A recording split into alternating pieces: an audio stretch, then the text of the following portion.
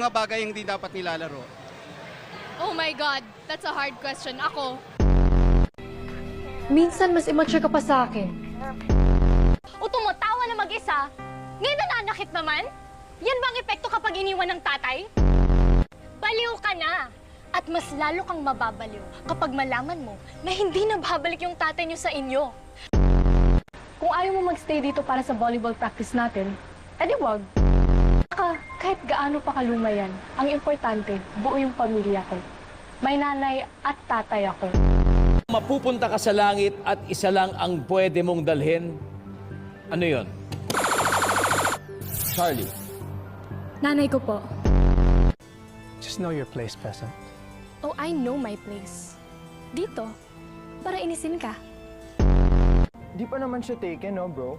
Bakit? Gusto mo siya ligawan? Shock! Maid. Join ka kaya?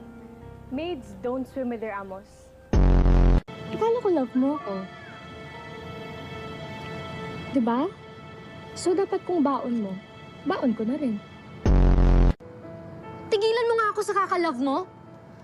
Kung talagang mahal mo ako, edi sana niludan mo ako kagabi. Tama ka ba? Namatay ka ba? Labi niyo ng nanay mo, mag-break na nga tayo. Wala kayo sa mga kasabihan? Jack! Ayoko na sa'yo. Maghanap na ako ng ibang boyfriend. Wala kang ang pera. Mamamatay lang ako sa'yo. Pwede pag iniwan mo ako, magpapakamatay ako. Eh di magpakamatay ka kung gusto mo.